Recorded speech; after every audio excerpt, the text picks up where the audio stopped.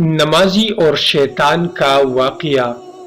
एक शख्स अंधेरी रात में फजर की नमाज पढ़ने के लिए घर से निकला। अंधेरे की वजह से उसे ठोकर लग गई और वो मुंह के बिल कीचड़ में गिर गया। कीचड़ से उठकर वो घर वापस आया और लिबास तब्दील करके दोबारा मस्जिद की तरफ चल दिया। अभी चंद कदम ही चला था कि दोबारा उसे ठोकर लगी और वो दोबारा कीचड़ में गिर गया। कीचड़ से उठकर वो फिर दोबारा अपने घर गया, लिबास बदला और मस्जिद जाने के लिए दोबारा घर से निकला। जैसे ही वो अपने घर से बाहर निकला तो उसके दरवाजे पर उसे एक शख्स मिला जो अपने हाथ में रोशन चिराग थामे हुए था। चिराग वाला शख्स चुपचाप नमाजी के आगे मस्जिद की तरफ चल दिया। उस मर्तबा चिराग की रोशनी में नमाजी को मस्जिद पहुंचने में किसी दुश्वारी का सामना नहीं करना पड़ा। वो खैरियत से मस्जिद पहुंच गया। मस्जिद के दरवाजे पर पहुंचकर चिराग वाला शख्स रुक गया। नमाजी उसे छोड़कर मस्जिद दाखिल हो गया और नमाज अदा करने लगा।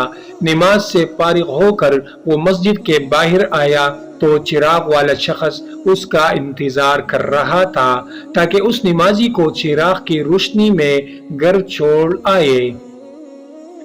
जब नमाजी घर पहुंच गया तो नमाजी ने अजनबी शख्स से पूछा, आप कौन है? अजनबी बोला, सच बताओ तो मैं इब्लीस हूँ। नमाजी को तो हैरत की इंतहा न रही। उस अजनबी के ये बात सुनकर नमाजी सोचने लगा, इब्लीस शैतान कैसे मुझे मस्जिद तक छोड़ सकता है? उसका काम तो लोगों को बहकाना है। तो उस शख्स ने बड़ी हैरत के साथ इब्लीस से पूछा, तुझे तो मेरी नमाज रह जाने पे खुश होना चाहिए था, मगर तुम तो चिराग की रोशनी में मुझे मस्जिद तक छोड़ने आए।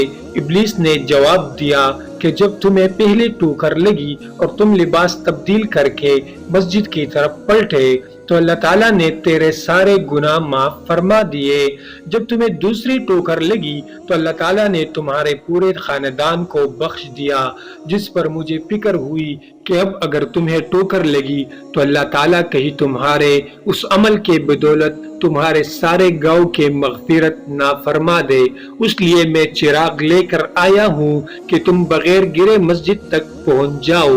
उस शख्स ने जैसे ही ये बात सुनी तो उसने अल्लाह ताला की बारगाह में अपना सर झुकाकर अल्लाह का शुक्र अदा किया। तो दोस्तों, ये है हमारे रब की शान। सुभान अल्लाह।